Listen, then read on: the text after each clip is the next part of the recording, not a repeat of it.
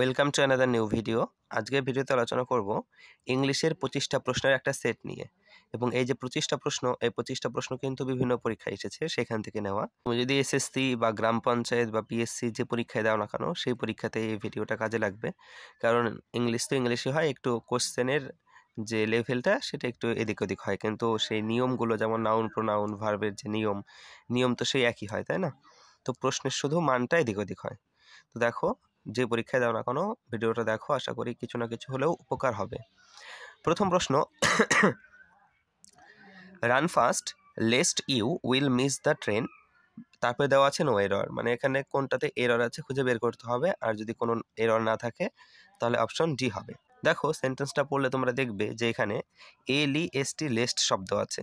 তো যেখানে তোমরা এলইএসটি লেস্ট শব্দ দেখতে পারবে, তারপরে যে ভার্বটা দেখবে সেই ভার্ব কখনোই উইল, তারপরে ক্যান, কুড, উড এইসব হবে না, সোজা কি হবে, শুড হবে। তাহলে এখানে আমরা কি দেখতে পাচ্ছি যে লেস্ট ইউ আছে, তারপরে উইল আছে, তাহলে এই উইলটা এখানে ভুল আছে, উইল হবে না। বললাম যে লেস্ট থাকলে তার সঙ্গে সবসময় SHOULD এই শুড ভার্ব হয়। 2 নম্বর প্রশ্নে দেখতে পারবে বলেছে সিনোনিম মানে সমার্থক শব্দ খুঁজে বের করো অ্যাবস্টিউজের। অ্যাবস্টিউজ তোমরা বানান দেখলে প্রথমে দেখতে পারবে লেখা আছে ABS, অ্যাবস। তো এটাকে এইভাবে নিমোনিক্স বানাও যে অ্যাবস এখনো আনক্লিয়ার রয়েছে, অ্যাবস এখনো আনক্লিয়ার রয়েছে। আনক্লিয়ার মানে কি, অস্পষ্ট, তাহলে অ্যাবস্টিউজ মানে অস্পষ্ট। এবার অপশন দেখো, প্রথম অপশনে রয়েছে কোজেন্ট। কোজেন্ট মানে কি, কোজেন্ট মানে হচ্ছে ক্লিয়ার। তো এই কোজেন্টকে কীভাবে মনে রাখবে, এভাবে বলতে পারো কোজেন্টকে মনে করো এজেন্ট। কি বললাম, কোজেন্টকে মনে করো এজেন্ট। তাহলে এভাবে বলতে পারি যে ওয়েস্ট বেঙ্গল বা পশ্চিমবঙ্গের এজেন্টরা সমস্ত ডাউট খুব সুন্দরভাবে ক্লিয়ার করে দেয়। কি বললাম, ওয়েস্ট বেঙ্গলের এজেন্টরা সমস্ত ডাউট খুব সুন্দরভাবে ক্লিয়ার করে দেয়। তাহলে কোজেন্ট মানে কি হলো, কোজেন্ট মানে হলো ক্লিয়ার। ক্লিয়ার মানে কি, পরিষ্কার। তাহলে অ্যাবস্ট্রুজ লেখা আছে এখানে মানে অস্পষ্ট বা অপরিষ্কার বলতে পারো, আর এখানে এটা হয়ে গেল ক্লিয়ার মানে পরিষ্কার। তাহলে এটার বিপরীত শব্দ হয়ে গেল বা অ্যান্টোনিম হয়ে গেল, তাহলে এটা উত্তর হচ্ছে না। পরবর্তী দেখো লেখা আছে লিম্পিড। লিম্পিডকে এভাবে মনে রাখো যে লিকুইড। লিকুইড কি হয়, সাধারণত ক্লিয়ার হয়, পরিষ্কার হয়। তাহলে লিম্পিড মানেও ক্লিয়ার, তাহলে এটাও হয়ে গেল অ্যান্টোনিম, তাহলে এটা উত্তর হলো না। পরে চলে যাও আর্টিকিউলেট। এটাকে এভাবে বলতে পারি না যে আরতি কিউ লেট আই হো ইসকা ক্লিয়ার রিজন বাতাও, মানে আরতি তুমি কেন দেরি করে এসছো তার পরিষ্কার কারণ বলো। তাহলে এখানে আর্টিকিউলেট মানেও হচ্ছে ক্লিয়ার। ঠিক আছে, এইভাবে নিমোনিক্স বানিয়ে মনে রাখবে, যেভাবে আমি রাখি, আর আমি যেভাবে মনে রাখি তো আমি সেভাবেই পড়াবো। তারপর বলেছে কোহেরেন্ট। কোহেরেন্ট মানেও কিন্তু ক্লিয়ার হয়। এবার কোহেরেন্টকে কীভাবে মনে রাখবো, দেখো কোকে আমি বললাম কে, আর হেরেন্টকে এই হেরে শব্দটা বললাম হারা অর্থে। তাহলে কে হেরেছে পরিষ্কার করে বলো। কি বললাম, কে হেরেছে পরিষ্কার করে বলো। তাহলে কোহেরেন্ট মানেও কি হলো, ক্লিয়ার হয়ে গেল। তাহলে দেখো এখানে 4টে অপশন কি দেখলাম, 4টে অপশনই কিন্তু অ্যাবস্ট্রিউজ বা অস্পষ্ট, এটার অ্যান্টোনিম হয়ে গেল। এবার দেখো অপশন ইতে আছে VAGUE, ভগ।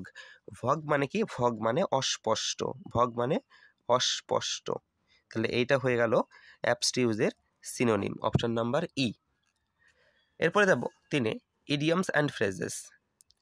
এ বোল্ট ফ্রম দ্য ব্লু, এটাকে এইভাবে মনে রাখতে পারো, a bolt from the blue মানে দেখো তুমি একটা বোল্ট কিনেছো, ঠিক আছে, ঠিক বোল্ট মানে তুমি বোল্টটাকে ভোল্ট হিসেবে ব্যবহার করতে পারো। ভোল্ট মানে যাকে ওই সিন্ধুক অর্থে ব্যবহার করা হয়, সিন্ধুক বলে, ঠিক সেরকম। তাহলে সেই বোল্ট কিনেছো, তো বোল্টের ভেতরে কি বেরিয়ে আসলো, বোল্ট খোলার সঙ্গে সঙ্গে ব্লু বা নীল কালার বেরিয়ে আসলো। তাহলে বোল্ট তুমি কিনেছো, সেখান থেকে নীল কালার বেরিয়ে আসা একটা আনএক্সপেক্টেড জিনিস বা আনপ্লেজেন্ট জিনিস। তাহলে এইটার মিনিং হচ্ছে যে an unexpected and unpleasant event. Unexpected মানে হচ্ছে অপ্রত্যাশিত, মানে যেটা তুমি আশা করোনি, ঠিক সেরকম একটা ঘটনা। এরপরে দেখো 4 নম্বর অ্যান্টোনিম বলেছে স্লিপশটের। স্লিপশট মানে কি, স্লিপশট মানে হচ্ছে কেয়ারলেস, স্লিপশট মানে কেয়ারলেস। এটা কীভাবে মনে রাখবে, দেখো প্রথমে কি লেখা আছে SLIP, SLIP slip, sorry SLIP slip. এই স্লিপ মানে কি, কোনো কিছু স্লিপ বা ফসকে বেরিয়ে যাওয়া। তাহলে তুমি যখন কেয়ারলেস থাকো তখনই তো তোমার হাত থেকে কোনো কিছু ফসকে বেরিয়ে যাবে। তাহলে স্লিপশট মানে কি হলো, কেয়ারলেস। এবার অপশন এতে কি আছে মিস। দেখো মানে কি আমরা ব্যবহার করি পুনরায়, মানে কোনো একটা জিনিস আবার ঘটছে এরকম। আর মিস, তাহলে মিস মানে পুনরায় মিস ঘটছে। মানে পুনরায় মিস হয়ে, একবার মিস হয়েছে আবার মিস হচ্ছে। তো এরকম বারবার মিস কখন হয়? যখন আমরা কেয়ারলেস থাকি তখন। তাহলে রিমিস মানে হচ্ছে কেয়ারলেস। ঠিক আছে, এরপরে বিতে কি আছে? নেগলিজেন্ট। নেগলেক্ট করা মানে কি? অবহেলা করা। তাহলে কেয়ারলেস হিসাবে ব্যবহার হচ্ছে। তাহলে এটা উত্তর হলো না, এটাও উত্তর হলো না। এবার সিতে কি আছে? হিডলেস মানে কি? মনে রাখবে এই HEED, এই হিড মানে হচ্ছে কেয়ারফুল। তাহলে হিডলেস আছে, তাহলে এটা কেয়ারলেস হয়ে গেল। তাহলে এটা মানেও কেয়ারলেস। এবার এভাবে মনে রাখতে পারো যে হিডলেস, হিডকে হেড অর্থে ব্যবহার করতে পারো, হেডলেস মানে হেড নেই, তার মানে কেয়ারলেস। আর অপশন ডিতে রয়েছে হিডফুল। তাহলে হিড মানে বললাম যে কেয়ার, আর এখানে ফুল বলেছে, লেস বলেনি, তার মানে আছে, তার মানে সে এটা মানে হচ্ছে কেয়ারফুল। কেয়ারফুল। তাহলে এটা হয়ে গেল স্লিপশডের অ্যান্টোনিম। হিডফুল মানে হচ্ছে কেয়ারফুল, আর হিডলেস মানে কেয়ারলেস। রিমিস মানেও কেয়ারলেস, আর নেগলিজেন্ট মানেও কেয়ারলেস। পাঁচেরটা আছে, এবার আবার সেই এরর খুঁজে বের করতে হবে। Despite of working hard he failed no error, এর মধ্যে কোনটাতে ভুল আছে? দেখো মনে রাখবে তোমরা, যখনই ডেসপাইট দেখবে খেয়াল করবে তার সঙ্গে অফ লাগানো আছে কিনা। ডেসপাইটের সঙ্গে এখানে অফ লাগানো আছে, তাহলে ভুল এইখানেই আছে। কেন? কারণ ডেসপাইটের সঙ্গে অফ শব্দটা হয় না, ইনস্পাইট অফ হয়। INSPITE, এই ইনস্পাইটের সঙ্গে অফ হয়, কিন্তু ডেসপাইটের সঙ্গে অফ হয় না। মনে রাখবে কি বললাম? ইনস্পাইটের সঙ্গে অফ হয়, কিন্তু ডেসপাইটের সঙ্গে অফ হয় না। এরপরে 6 কি বলেছে? আবার সেই idioms, gift of the gab. Gab মানে হচ্ছে বলতে পারো টকেটিভ, কথা বলার যে বরদান সেই রকম। আমরা আমাদের মধ্যে দেখতে পাই অনেককেই যে অনেকে খুব ডায়লগ দেয়, যাকে বলা হয় ঢপ দেওয়া। ঠিক আছে, আমরা জানি কিন্তু সে ডায়লগ দিচ্ছে বা ঢপ দিচ্ছে, তবুও কিন্তু তাদের কথা শুনতে খুব ভালো লাগে। এই সমস্ত মানুষটাকে বলা হয় গিফট অফ দ্য গ্যাব, মানে গ্যাবের বরদান পেয়েছে, কথা বলার বরদান পেয়েছে। তাহলে এখানে উত্তর কি হয়ে যাবে? Talent for speaking. মানে ট্যালেন্ট কিসের? ফর স্পিকিং, কথা বলার যে ট্যালেন্ট তাকে বলা হয় গিফট অফ দ্য গ্যাব বা ট্যালেন্ট ফর স্পিকিং। এবার ওয়ান ওয়ার্ড বলেছে, a person who gambles or bets, একজন ব্যক্তি যে ওই জুয়ারি টাইপের যে খেলাধুলায় ওই টাকা পয়সা লাগায় তাকে কি বলা হয়? অপশন এতে রয়েছে পান্টার, বিতে রয়েছে কাস্টমার, সিতে বেকার, আর ডিতে ক্লায়েন্ট। দেখো এই কাস্টমার আর ক্লায়েন্ট একই শব্দ, ওই কাস্টমার আর ক্লায়েন্ট কিন্তু একই ধরনের শব্দ, তাহলে এই দুটো তো হচ্ছে না, কারণ দুটোই সিনোনিম যেহেতু কোনোটা উত্তর হবে না। বেকার মানে হচ্ছে বলতে পারো সাপোর্ট। ঠিক আছে, বেকার মানে সাপোর্ট হিসাবে ধরতে পারো বেকারকে, তাহলে এটাও হচ্ছে না উত্তর। আর এই পান্টার মানেই হচ্ছে যাকে বলা হয় জুয়ারি। ঠিক আছে, এই টাকা পয়সায় যারা মানে খেলাধুলায় টাকা পয়সা লাগায় তাদের বলা হয় পান্টার বা জুয়ারি। ওয়ান ওয়ার্ডই আছে, আবার সে এক কথায় প্রকাশ করো। One who does not make mistakes. One who does not make mistake মানে হচ্ছে যে ভুল করে না, যে ভুল করে না সে কখনো ব্যর্থও হয় না, সবসময় সফলই হয়, সাকসেসই হয়। এখানে এতে কি আছে? পেসিমিস্ট, বিতে আছে অপটিমিস্ট, সিতে আছে ইনফ্যালিয়েবল, আর ডিতে আছে হিপোক্রিট। পেসিমিস্ট মানে হচ্ছে বলতে পারো দুঃখবাদী। কি? দুঃখবাদী। অপটিমিস্ট মানে কি? অপটিমিস্ট মানে হচ্ছে আশাবাদী। আর হিপোক্রিট মানে হচ্ছে বলতে পারো ভণ্ড। হিপোক্রিট মানে ভণ্ড। আর ইনফ্যালিয়েবল মানে হচ্ছে যে যাকে কখনো যে কখনো ব্যর্থ হয় না, যে কখনো কি হয় না? ব্যর্থ হয় না, তাকে বলা হয় ইনফ্যালিয়েবল। তাহলে এখানে আমাদের এই প্রশ্ন অনুযায়ী উত্তর অপশন নাম্বার সি হয়ে যাচ্ছে। যে মিস্টেক করে না সে কখনো ব্যর্থ হয় না, আর ইনফ্যালিয়েবল মানে হচ্ছে ব্যর্থ হয় না, আর বাকি তিনটের সঙ্গে কোনো মিলই নেই। 9টা দেখো, খুব ভালো একটা প্রশ্ন, এটা পরীক্ষায় সাধারণত আসে। Paper is made dash wood, of wood, from wood, by wood, নাকি OFF অফ উড? এখানে তোমাদের একটা জিনিস জানা দরকার, আমি ভালো করে বুঝিয়ে দিচ্ছি, পাশে লিখে নিই। এখানে ধরো লিখলাম মেড অফ আর মেড ফ্রম, এই দুটোর মধ্যে পার্থক্য কি? মেড অফ আর মেড ফ্রম। মেড অফ মানে হচ্ছে যে বেসিক ম্যাটেরিয়াল সেইটা চেঞ্জ হবে না। কি বললাম? বেসিক ম্যাটেরিয়াল চেঞ্জ হবে না। আর মেড ফ্রম মানে কি? যে বেসিক যে ম্যাটেরিয়াল, আমি বুঝিয়ে পরে বলছি আরও ভালোভাবে, বেসিক যে ম্যাটেরিয়াল সেটা কিন্তু চেঞ্জ পুরোপুরি হয়ে যাবে। যেমন ধরো বলতে পারি যে একটা আছে, লোহা আছে, সেই লোহাকে বিভিন্ন শেপে এনে সেটাকে একটা আলমারিতে পরিণত করা হলো। তাহলে লোহাকে আমি বিভিন্ন শেপে এনে আলমারিতে পরিণত করলাম, তো সেটা তো লোহায় থাকছে, তাহলে সেটাকে আমরা যখন ব্যবহার করব তখন মেড অফ ব্যবহার করব। আর ধরো বললাম যে ময়দা থেকে কি হলো, ময়দা থেকে রুটি হয়েছে, ময়দা থেকে রুটি হয়েছে, তাহলে সেই রুটি থেকে তো আবার ময়দাতে পরিণত করতে পারবো না, তখন মেড ফ্রম লাগাবো, তখন বেসিক ম্যাটেরিয়াল চেঞ্জ হয়ে যাচ্ছে। ঠিক আছে, ময়দা থেকে রুটি হচ্ছে, আবার রুটি থেকে তো ময়দা করতে পারবো না, তাহলে এখানে বেসিক ম্যাটেরিয়াল পুরোপুরি চেঞ্জ হয়ে যাচ্ছে, তখন মেড ফ্রম ব্যবহার করব। আর এখানে ধরো দেখো যে বললাম লোহা, সেই লোহাকে শেপ দিয়ে আলমারিতে পরিণত করা হয়েছে, তো সেটা তো যদি আমি আলমারিটাকে ভেঙে ফেলি সে তো লোহাই থাকলো, তাই না, আবার আগের অবস্থায় ফিরিয়ে আনা যাচ্ছে, তাহলে সেখানে হয় মেড অফ। তো এই ছিল পার্থক্য মেড অফ আর মেড ফ্রমের, এটা প্রশ্নে সেটাই ব্যবহার হবে। Paper is made dash wood, paper wood মানে কাঠ থেকে তৈরি হয়, তো কাঠ থেকে যখন আমি পেপারটা তৈরি করে ফেলেছি তখন সেই পেপারটাকে তো আবার কাঠে পরিণত করা যাবে না, বেসিক ম্যাটেরিয়াল পুরোপুরি চেঞ্জ হয়ে গেল। আর বেসিক ম্যাটেরিয়াল পুরোপুরি চেঞ্জ কখন হয়, যখন সেটাকে যখন চেঞ্জ হয়ে যায় তখন সেখানে আমরা কি ব্যবহার করি, মেড ফ্রম ব্যবহার করি। তাহলে এখানে paper is made from would হবে, অফ উড হবে না, কারণ এখানে বেসিক ম্যাটেরিয়াল চেঞ্জ হয়ে যাচ্ছে। দেখো এরকম আর একটা প্রশ্ন আছে 10 নম্বরে। দেখো এখানে কি বলেছে, দ্য আলমিরা ইজ মেড ড্যাশ উড, আলমিরা মানে কি, আলমিরা মানে হচ্ছে আলমারি, তো আলমারি কি থেকে, উড মানে কাঠ থেকে তৈরি হয়, তো এই কাঠ থেকে যখন আলমারি তৈরি করা হচ্ছে এই কাঠটাকে শেপ দিয়ে, তো এই কাঠ আমি যদি আলমারিটাকে আবার ভেঙে ফেলি, তাই না, যদি ভেঙে ফেলি তাহলে কি হবে, সেটা আবার কাঠেই পাওয়া যাবে, তো আগের অবস্থায় আবার ফিরিয়ে পাওয়া যাচ্ছে, তো সেখানে কি ব্যবহার করা হয়, অফ ব্যবহার করা হয়। আর যদি না ফিরে পাওয়া যেত তখন ফ্রম হতো, যেমন আগেরটাই হলো। আশা করি বোঝাতে পেরেছি। মেড অফ আর মেড ফ্রমের ব্যবহার ভালো করে বুঝতে না পারলে আবার পেছনে গিয়ে বুঝে নাও মেড অফ আর মেড ফ্রমের ব্যবহারটা।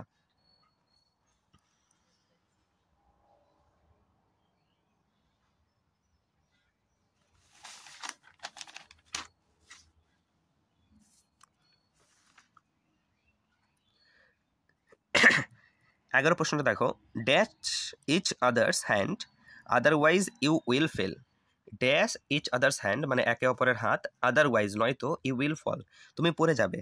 তো এখানে তোমরা এগুলোর মানে জানলে বুঝতে পারবে যে এখানে কোনটা হবে। ক্যারি মানে বইয়ে নিয়ে যাওয়া, কিপ মানে বজায় রাখা, ক্ল্যাপ মানে হচ্ছে ওই ক্ল্যাপ করা, হাতে তালি দেওয়া, আর হোল্ড মানে কি দৃঢ়ভাবে ধরে রাখা, তাই না, আর ক্যারি মানে বহন করা হয়। তো এর মধ্যে কোনটা হচ্ছে, এর মধ্যে হোল্ডই হবে, তাই না, হোল্ড ইচ আদার্স হ্যান্ড মানে একে অপরের হাত হোল্ড করে রাখো, ধরে রাখো, আদারওয়াইজ নয় তো ইউ উইল ফল তোমরা পড়ে যাবে। তো এই সেন্টেন্সে যেগুলো আছে, যেগুলো ভোক্যাব দিয়ে পূরণ করতে হয়, এগুলোর মানে জানলেই করা যায়। Please give me one more dash to prove my innocence, শূন্যস্থান পূরণ করতে হবে। কি কি আছে, অকেশন, অকেশন মানে উৎসব, ব্লাইন্ড মানে কি, ব্লাইন্ড মানে হচ্ছে অন্ধ, আর চান্স মানে সুযোগ, আর বেট মানে হচ্ছে ওই যে বেট লড়ে, সেই বেট লড়া। তাহলে এখানে তোমরা যদি বাক্যটা পড়ো নিজেই বুঝতে পারবে যে বলেছে প্লিজ গিভ মি দয়া করে আমাকে দাও, ওয়ান মোর আরও একটা dash, to prove my innocence মানে আমি যে ইনোসেন্স সেই আমার ইনোসেন্সকে মানে প্রুভ করার জন্য আমাকে একটা কি দাও হতে পারে, অকেশনও হতে পারে না, অন্ধও হতে পারে না, তবে বেটও হতে পারে না, কি হতে পারে, চান্স, সুযোগ, আমাকে একটা সুযোগ দাও আমার ইনোসেন্সটা প্রুভ করার জন্য। তেরোটা বলেছে idioms, play your S, S মানে কি, এস মানে হচ্ছে টেক্কা, ওই তাস খেলায় থাকে না টেক্কা, সেই টেক্কা এস মানে। তাহলে এখানে কি হবে, use your best resource and an activity to play carefully to sell a property. তো প্লে ইওর এস, তুমি তোমার টেক্কা খেলছো, তার মানে কি তোমার কাছে তোমার যে বেস্ট রিসোর্সটা আছে, বেস্ট যেটা আছে সেটা তুমি দিয়ে দিচ্ছ। তাহলে এখানে কোনটা মিলছে, যে ইউজ ইওর বেস্ট রিসোর্স, তোমার কাছে যে বেস্ট রিসোর্সটা রয়েছে তুমি এখন সেটার প্রয়োগ করছো, তাহলে এখানে হয়ে গেল ইউজ ইওর বেস্ট রিসোর্স। 14টা বলেছে she cracked the most funniest joke at the party, error, find error মানে ভুল খুঁজে বের করতে হবে। দেখো সেন্টেন্সটা আবার পরে বুঝতে পারবে যে she cracked the most funniest, the most funniest, এখানে ফানিয়েস্টের দিকে খেয়াল করো, আমরা ফানিয়েস্ট এটা কোন ডিগ্রি, পজিটিভ, কম্পারেটিভ নাকি সুপারলেটিভ, ফানিয়েস্ট এটা সুপারলেটিভ ডিগ্রি, আমি এসডি লিখছি মানে সুপারলেটিভ ডিগ্রি। তাহলে এই ফানিয়েস্টটা যদি সুপারলেটিভ ডিগ্রি হয় তাহলে তার আগে MOST এই মোস্ট লাগিয়ে তাকে সুপারলেটিভ করার দরকার নেই, কারণ এটা কি হয়, প্রথমে হয় ফানি মানে পজিটিভে হয় ফানি, তারপরে কম্পারেটিভ ডিগ্রি হয় funnier,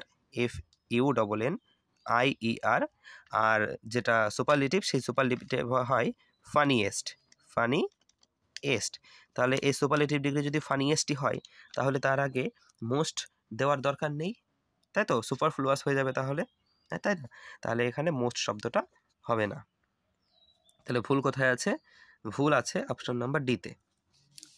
can you dash me a favour this last time? কি হবে? হ্যাভ, মেক, লেন্ড নাকি ডু? মানে তুমি কি আমাকে এই শেষবারের মতো একটা ফেভার করতে পারো? ঠিক আছে, তাহলে এখানে কোনো অ্যাকশন বুঝিয়েছে, তাহলে অ্যাকশন যেহেতু বুঝিয়েছে, হ্যাভও হচ্ছে না, মেক মানে তৈরি করা এটাও হচ্ছে না, লেন্ডও হচ্ছে না, কি হচ্ছে? ডু। ডু মানে করা, অ্যাকশন ভার্ব। অ্যান্টোনিম কি বলেছে? স্ট্রং এর অ্যান্টোনিম করতে হবে। অ্যান্টোনিম মানে বিপরীত শব্দ। স্ট্রং মানে কি? স্ট্রং মানে হচ্ছে মজবুত, স্ট্রং মানে মজবুত, তাহলে এর বিপরীত শব্দ কি হবে? দুর্বল। লেজি মানে কি? লেজি মানে অলস, তাহলে এটা হচ্ছে না।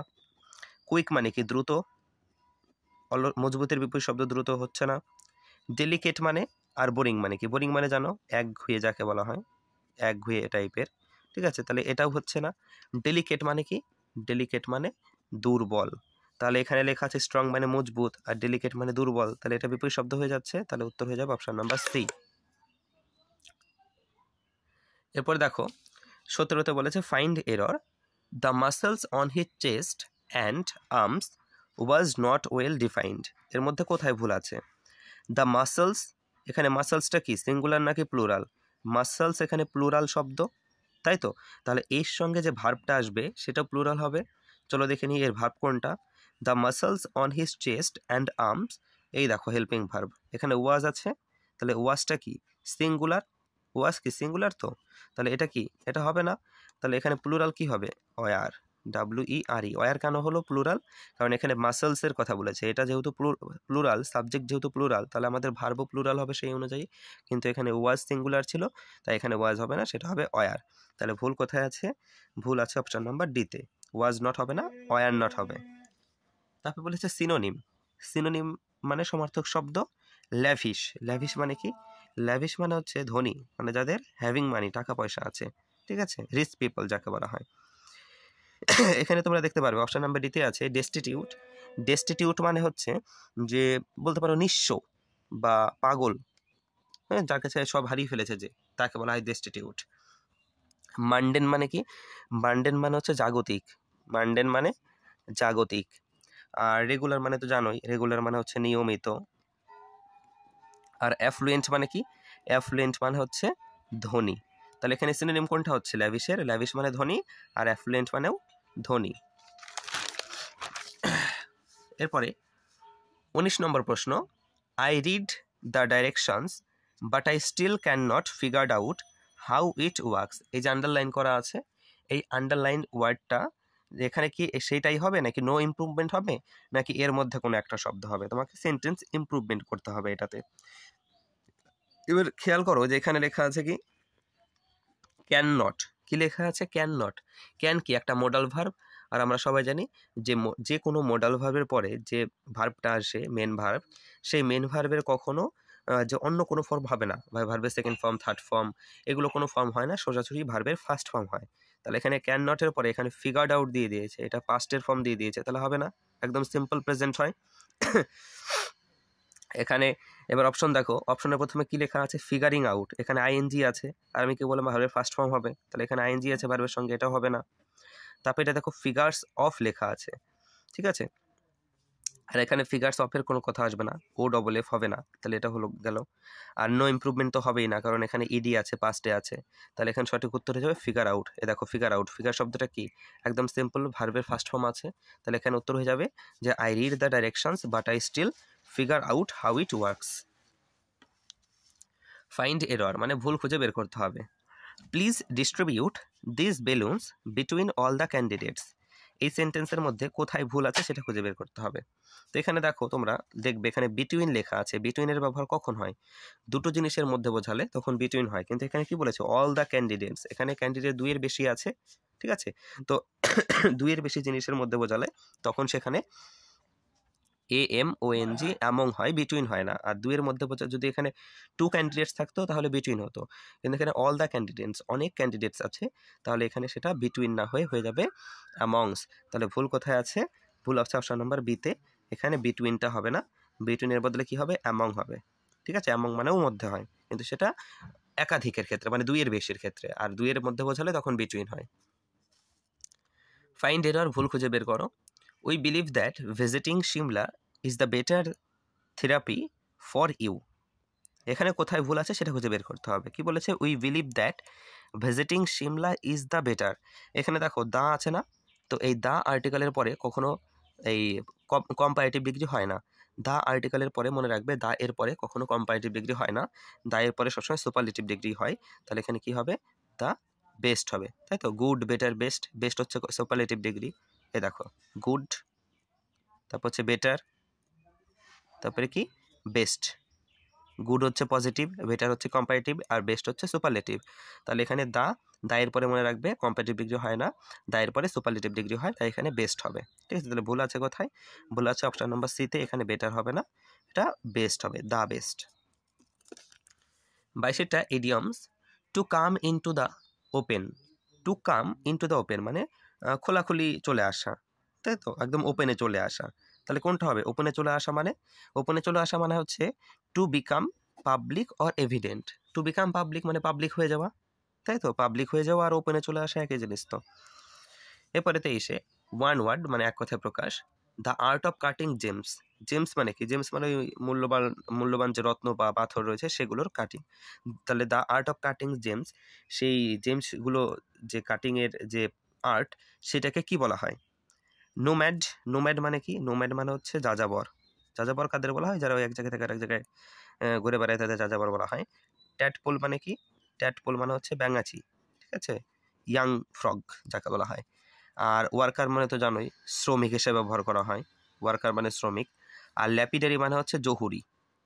তাহলে জহুরি কাদের বলে? ওই যারা সোনা গয়না বা মূল্যবান রত্নের কাটিং আর্ট করে কাটিং করে বা ব্যবসা করে, তাদের বলা হয় ল্যাপিডারি। তাহলে এখানে উত্তর হয়ে যাচ্ছে অপশন নাম্বার সি, ল্যাপিডারি বা জহুরি। One who is bad in spellings. এক কথায় প্রকাশ করো, মানে যার বানান খুব খারাপ, যে বানান পারে না ঠিকঠাক, তাকে কি বলা হয়? লেক্সিকোগ্রাফার, ক্যাকোগ্রাফার, উইডওয়ার নাকি এফিমিনেট? এফিমিনেট মানে কি? এফিমিনেট মানে হচ্ছে মেয়েলি স্বভাব। এটা কিন্তু পরীক্ষায় আসে ওয়ান ওয়ার্ডে, ঠিক আছে? মেয়েলি স্বভাব মানে একটা ছেলে যার কিনা মেয়েলি স্বভাব রয়েছে, তাকে বলা হয় এফিমিনেট। উইডোয়ার মানে হচ্ছে যার স্ত্রী মারা গেছে, যার স্ত্রী মারা গেছে তাকে বলা হয় উইডোয়ার, ঠিক আছে? আর উইডো কাদের বলবো? যার বর মারা গেছে তাকে বলে উইডো, আর যার স্ত্রী মারা গেছে তাকে বলে উইডোয়ার। আর এখানে বলেছে লেক্সিকোগ্রাফার। লেক্সিকোগ্রাফার মানে হচ্ছে অভিধান বা ডিকশনারি রাইটার, যারা ডিকশনারি লেখে তাদের বলা হয় লেক্সিকোগ্রাফার। আর এখানে কি বলেছে? ক্যাকোগ্রাফার। এই ক্যাকোগ্রাফার মানে কিন্তু যাদের বানান খুব ভুল হয় তাদের বলা হয় ক্যাকোগ্রাফার। 25 লাস্ট প্রশ্ন। He is swimming dash the river. He is swimming মানে সে সাঁতার কাটছে, নদীর কোথায় হয়? ইন, ইনটু, অন নাকি অ্যাট? তোমরা দেখো পড়লেই বুঝতে পারবে, অন আর অ্যাট তো হবেই না। কনফিউশন কোথায় হতে পারে? হয় ইনে হবে, নয় ইনটুতে হবে। এবার কোথায় কোনটা হবে সেটা জেনে রাখো। ইন মানে কোনো কিছু মানে আগে থেকেই ভেতরে আছে এরকম বোঝায়। আর ইনটু মানে সেটা ধরে নাও এরকম, ইনটু এরকম যে এটা একটা বক্স আছে, ঠিক আছে? এই বক্সের মধ্যে একটা এরকম ধরো একটা এই কাঠি আছে, তাহলে এই বক্সের মধ্যে যেহেতু কাঠি আছে, তাহলে এইখানে এই তখন আমরা সেই ইন ব্যবহার করব। কি ব্যবহার করব? ইন। যখন এই বক্সের মধ্যে এই কাঠিটা ধরে নাও বাইরে থেকে ভেতরের দিকে ঢুকছে, কি বললাম? বাইরে থেকে ভেতরে ঢুকছে, তখন সেখানে ইনটু ব্যবহার করা হয়। তাহলে কোনো জিনিসের যদি প্লেস চেঞ্জ হয়, মানে বাইরে থেকে কোনো জিনিস যদি ভেতরে ঢোকে, তাহলে সেখানে ইনটু ব্যবহার করা হয়। আর যদি সেটা আগে থেকেই ভেতরে থাকে তখন সেটা ইন ব্যবহার করা হয়। তাহলে সে তো আগে থেকেই নদীর মধ্যে সাঁতার কাটছেই, এমন তো বলেনি যে সে নদীতে ঝাঁপ দিল। যদি বলতো সে নদীতে ঝাঁপ দিল, তখন কি জলের বাইরে থেকে সে জলের ভেতরে ঢুকলো, তখন ইনটু হতো।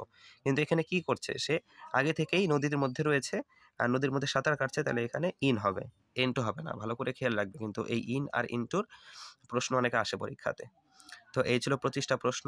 কেমন লাগলো জানিও কমেন্ট করে, আর ভিডিওটা লাইক করে শেয়ার করে দিও। Thanks for watching.